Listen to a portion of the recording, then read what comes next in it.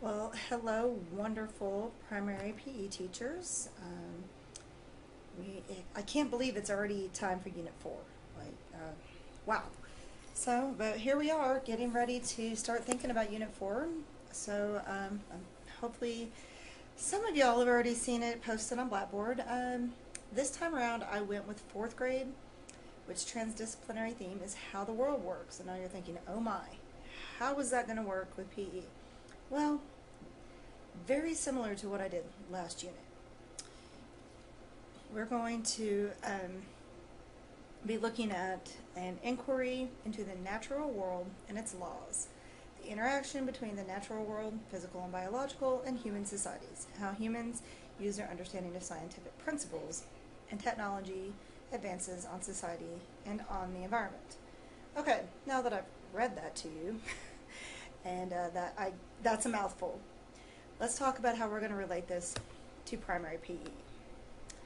So the central idea says natural features of the earth have been formed over time and are still changing. Okay, you're thinking, really? The earth? How are we going to work this in? Fear not. My PE specific central idea is your physical fitness is formed over time and is constantly changing depending on your fitness habits. Okay, and guys, this is how we're going to tie this into our content. Okay, if you think about physical fitness forming over time, whether it's positive or negative, and I talk about that with my scholars, Christmas break, we come back, do Unit 4 after Christmas break, and I generally start the conversation with, did you work out over Christmas break?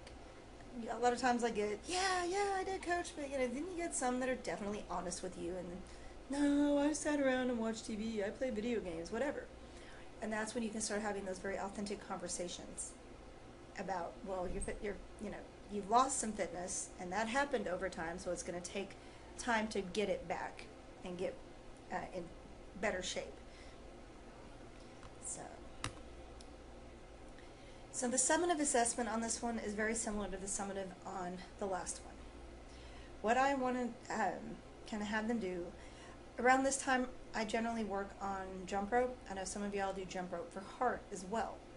So I thought it might be kind of cool, since jumping rope is a great cardiovascular exercise, and also all in all, full body workout if you think about it. So I'm having them create a jump rope routine. I know you're thinking, really? Okay, Ford being a one-trick pony here, where we did a routine last unit. Yes, however, I feel like this is something that could really assess everything we need to assess, and also really tie in that changing of fitness, changing over time concept.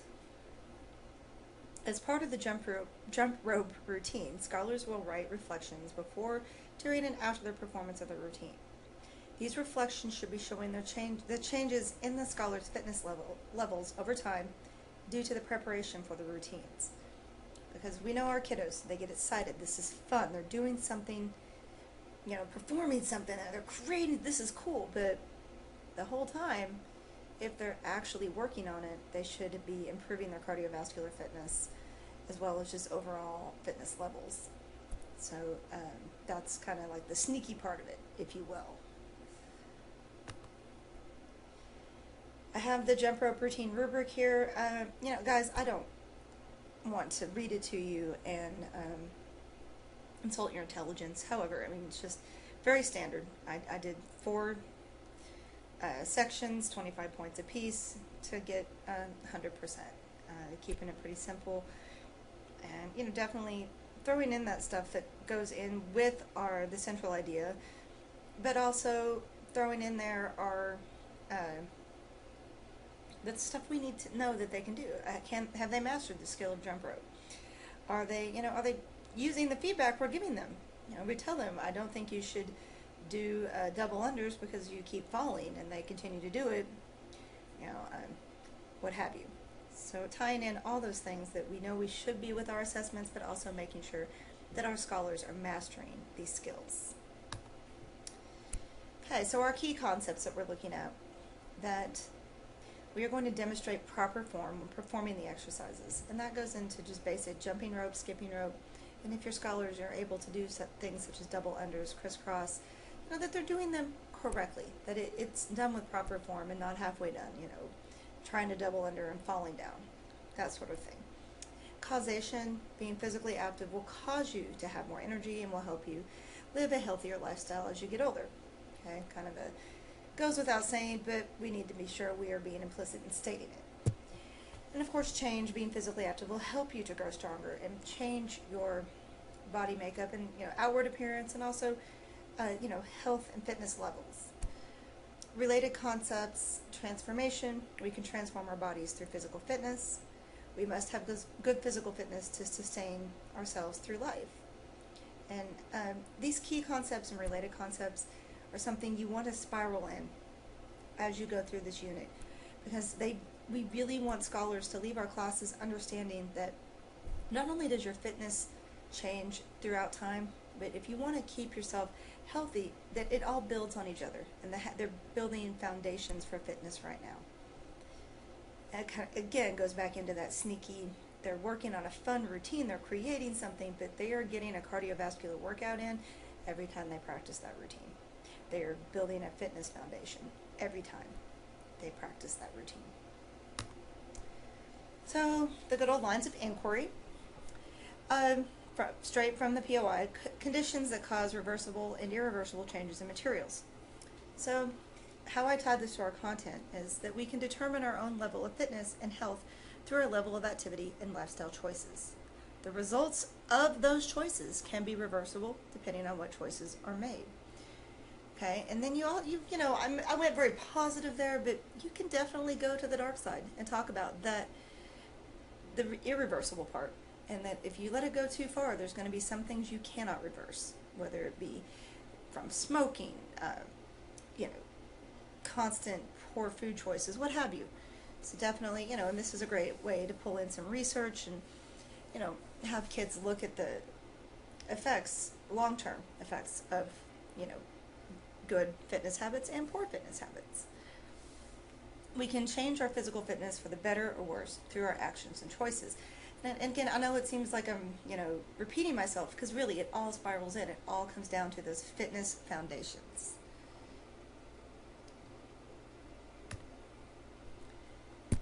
All right. I feel weird, like I'm sitting here looking at y'all.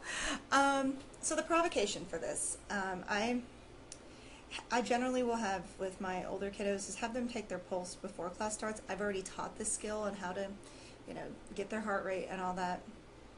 And then we're going to have them perform a cardiovascular exercise. It could be jogging. You could have them doing some jumping rope, whatever you have time for. And then have them take their pulse after the exercise. And during that time, lead the scholars in a discussion over the differences between the heart rates. It actually is very interesting. And if you've got scholars, well, I don't feel a difference, that's when you have the conversation about effort and effort concepts even. Okay, so some of the provocation questions that I have tied in here. How is your heart rate different from when you have been running for a warm-up to when you're performing your jumps? Why is it important that your heart rate increases at different times throughout the day? That really gets them thinking. They get confused there. Well, why would it happen? It is important for your heart rate to slow down. So I already had a picture in the way. And, and then when in PE does your heart rate slow down?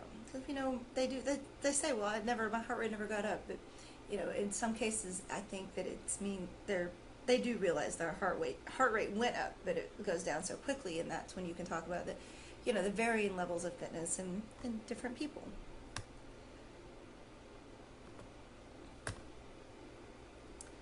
How might we know what we've learned?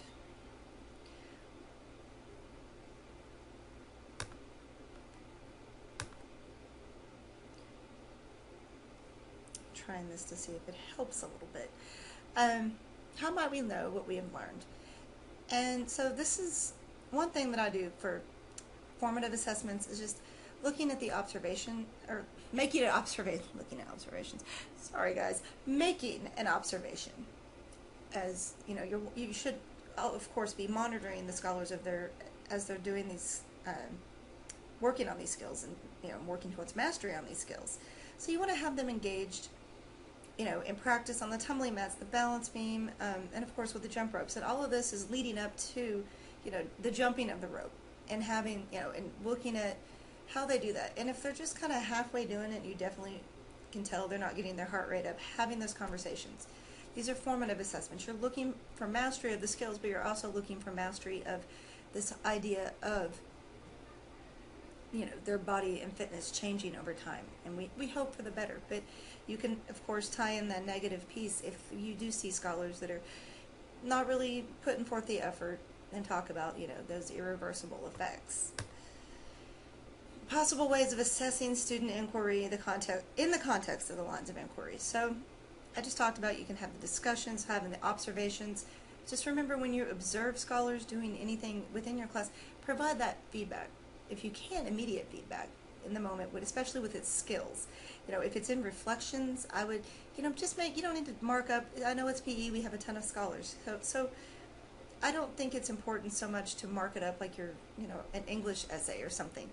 But just some feedback in the reflections. If you see something that kind of makes you go, that worries me, their heart rate's not up, or even if it's in reference to mastery of the skill, I do think that a good way to kind of assess is to give them some feedback on those reflections, in writing, and see, and then, meet back with them and keep monitoring those reflections. And of course, the in-the-moment feedback during the performance of skills, whether it's in terms of effort to make sure their heart rate is up, or in terms of mastery of the skill. Okay, of course, journaling is another great way, and reflections are pretty much, journals. And then also you can monitor how well the scholars are using the academic vocabulary as far as fitness vocabulary. Are they using the term cardiovascular? Are they using the terms, heart rate, effort, fitness, all of that? And of course, kind of monitoring scholars as they're speaking in discussions. Okay, what are we learning? What are the learning experiences?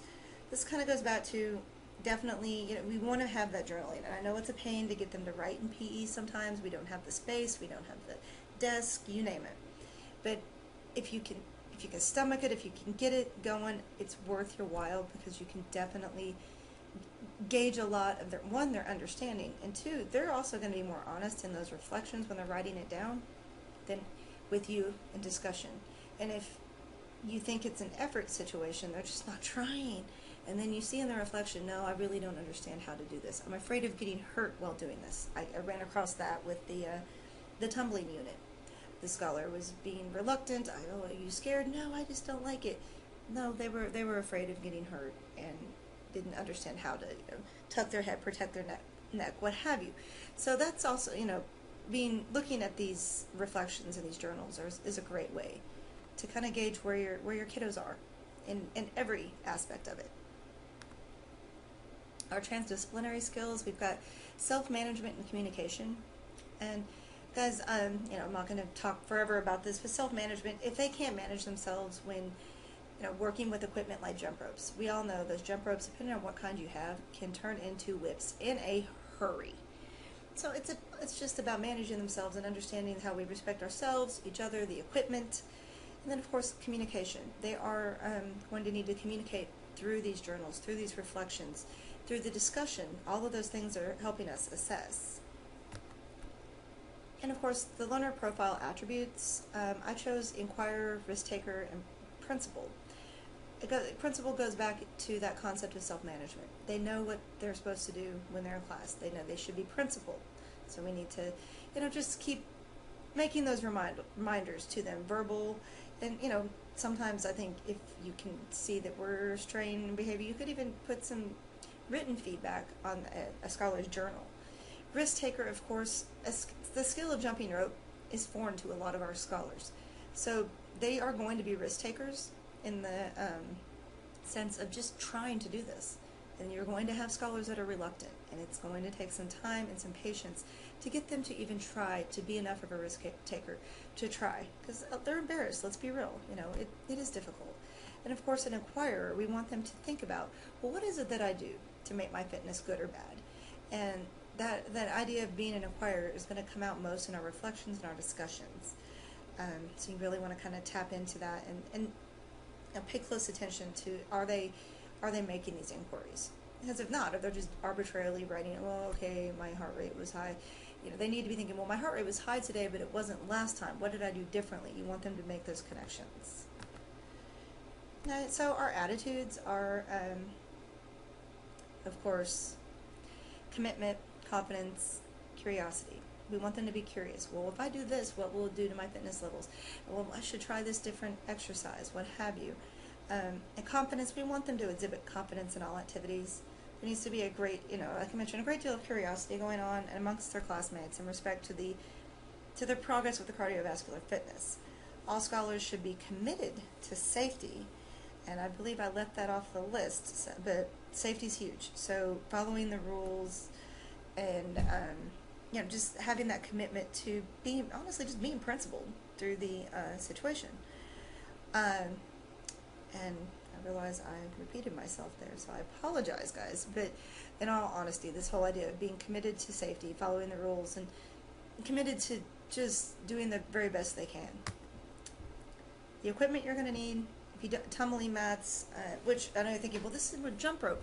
You're jumping, getting them to feel comfortable on the mats. However, if you don't have mats, you can skip that part.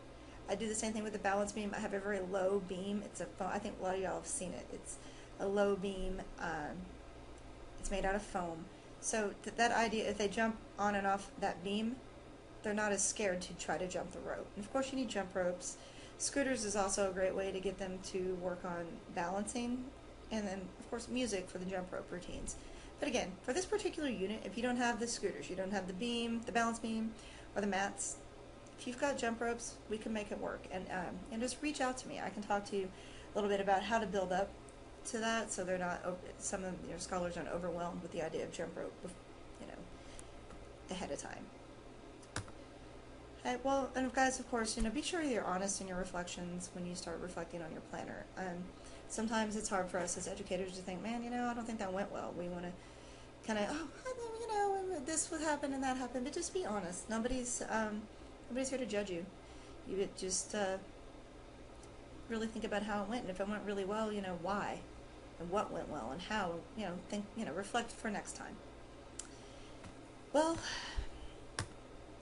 with that being said, until next time, that's all I have. I hope everybody has a wonderful week and a fabulous Christmas, holidays. Enjoy the season, and I will see you guys on January 8th.